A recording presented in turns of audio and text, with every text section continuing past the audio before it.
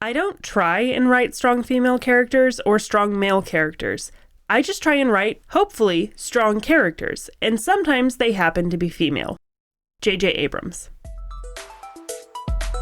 You're listening to Writing Roots, brought to you by Aspen House Publishing. Welcome to Writing Roots. I'm Lee Hull. And I'm Lee Esses. Our topic today is going to be sexism present in writings. And to be fair, we are going to be talking about sexism on both sides. Okay? Because it's a problem on both sides, you romance authors out there.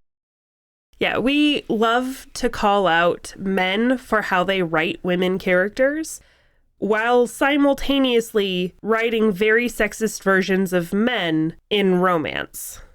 I see it a lot of different places, yeah. That's true. I mostly see it in a lot of romance, and so that's where my bias is coming from there. Today, we are going to be talking about identifying sexism in writing, but it is mostly going to be a modern, today's world, today's understanding, today's beliefs and knowledge about everybody. So we should not be using this to judge ancient authors with the same brush because we have completely different historical context. So, what do I keep an eye out for? Body parts.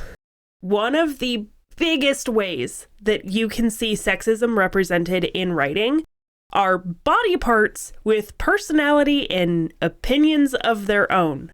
Men are really bad about this when writing about the woman's chest. Yes. It's like, she said no, go away, but her boobs told me to keep coming. It's like, no, just no. My boobs are not sending any sort of message. Sorry. It is the person's decision, not the body part's decision. The next thing to keep an eye out for, I feel like, is more frequently committed by women about men, and that is painting all of them with the same brush. So saying that all men are morons, or we all know that men are just after one thing. If you're saying that all whatever, it can be very problematic. And the same way you're saying, well, all women. So many of the sites that we're talking about writing females well ended up going, this is a male author problem. When it's really not. It's an everybody problem. Of course, you can have exceptions to this. You can have statements like this in your story, like a character expressing this, saying men are useless. But it is always a good idea to prove that wrong in some way. Have a man that is not useless to show that variety exists among everybody. The next one is not necessarily sexism, but it overlaps very easily with sexism. And that is assuming something about a person because of an outfit or clothing.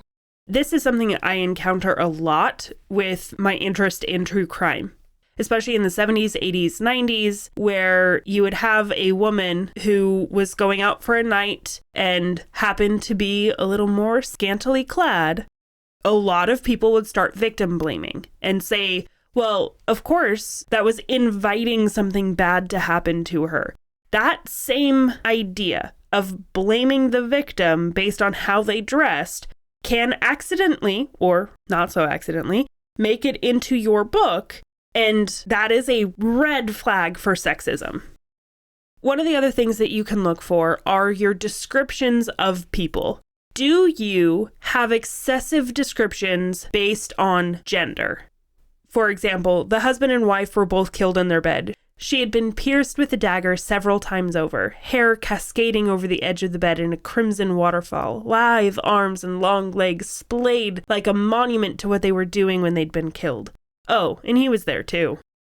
This is one that I've seen with an author that I speak with in person. He does this kind of thing quite a bit, and he doesn't recognize it as sexism, so I wanted to make sure this note got put in there. Of course, if your point of view character is romantically interested in one and they had no idea who this other person was, then yes, their attention is going to be more on one person than the other. But, well, she's female, so I'm going to wax poetic about her, versus he's a dude, so he's just a dude. It's not pretty writing, it's not beautiful, it's really annoying. Nothing makes me want to throw up more, honestly. Part of that is because when you have these excessive descriptions based on gender, like the example that we had, it tends to be very objectifying descriptions of the person. This woman is dead. She's been murdered. And the description of where her body parts are is very overtly sexualized. And she's dead. Unless they are writing from the point of view of the murderer trying to pretend he's not, there are problems. Our last qualifier identifying sexist writing is when someone feels the need to specify that this person is a particular gender. So he was a male nurse. She was a lady cop. Instead of just being, she was a cop, he was a nurse. These things that we decreasingly think of as traditionally gender roles in one way or the other, if you specify a gender, then you're perpetuating that a little bit.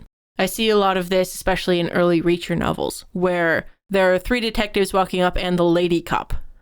Part of the problem with that is that you are almost giving an impression that she's not worthy of really being called a cop, but she technically is. So here are the 3 detectives and the lady cop.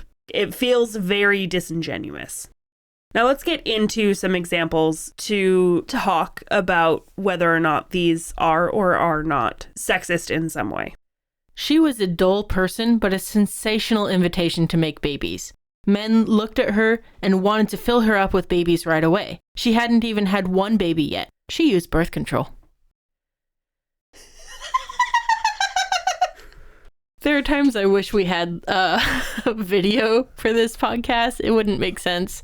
But if you could see Lee's expression right now, there's almost a hole in the wall from her banging her head against it. Acoustic padding, also forehead padding. I can't even with this sentence. The issue with this is that her body is being described in a way that is contradictory to how she actually is. Because it states at the end, she uses birth control, so she doesn't actually want to invite anyone to make babies. And also, why are men looking at her and being like, I want to fill her with babies? I get a very literal description of that, and I'm picturing, like... serial killer stuffing the turkey kind of thing? Yes! Men want to fill her with babies. Anyway, next example, because I can't with that one anymore. It is a truth universally acknowledged that a single man in possession of a good fortune must be in want of a wife. Obviously, Pride and Prejudice, Jane Austen. This one, it has a lot of historical context around it, but I don't find this one particularly sexist, mostly because the context. In this novel, as I remember, it's been a while since I read it, the point of view character is making fun of the mom character who thinks that because he's single, he needs to get married. That's like his goal in life. And the fact that he has money means that one of her daughters must be the one to be married to this guy. So it's sort of a tongue-in-cheek moment that I feel like has been taken out of context. If it were written in a modern day, I would be very annoyed at this. Because it's like, oh, well, he's single and wealthy, so duh, he wants to get married. That makes no sense. Yeah, this is one of those, the historical context plays a big part in making me okay with this particular sentence because, like you said, I never read this line as serious. I never understood it as this is obviously the intention and meaning behind this, that everybody truly believes this. I always read this as a little bit of satire. She understood, as women often do more easily than men, that the declared meaning of a spoken sentence is only its overcoat, and the real meaning lies underneath its scarves and buttons. Yeah, I feel this one would apply better if it were something less gender-based and more neurotypical, neurodivergent-based. You have some people who simply don't read contextual clues. That gender doesn't matter, but they don't always understand that what is being said is not literally what's being said. Yeah. You could go, she understood that the declared meaning of the spoken sentence was only its overcoat. And you take out all of that as men compared to women, and we get a clear idea of who she is, and we avoid any threats of sexism. Not 4 days after I posted the letter, she arrived at the prison wearing an orange autumn dress, the strapless kind that could reverse a vasectomy.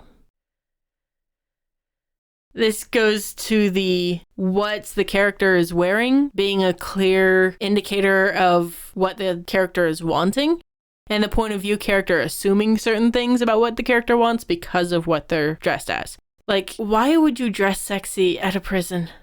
There's so much that just I don't understand. And yes, the fact that a dress could reverse a vasectomy is problematic. I am impressed at that dress's medical knowledge and skill. It must have studied for years. So clearly, this is something that you either know that you're doing it or you argue that you're not doing it. But as someone who sees it fairly frequently in writing against both sides, I would encourage you to just laugh at it. Identify it, and if it's something that you don't have any control over, if it's not your own writing or someone that you're editing, just laugh. Don't get angry. It doesn't help anything. Just go, this guy's a moron, moving on. This whole episode is to help you identify that sexism in writing can happen regardless. So treat the other gender and your own as if they're individual humans, and as if you're stepping into their shoes. Like our opener said, make them people first, and some of them happen to be female or male. That's not as important, but it's a lot easier if you're stepping into the character's shoes and writing selfishly. If you have a question or comment for our hosts or a topic you'd like us to cover, send us an email at writingroots@aspenhousepublishing.com or find us on Facebook by searching for Aspen House Publishing.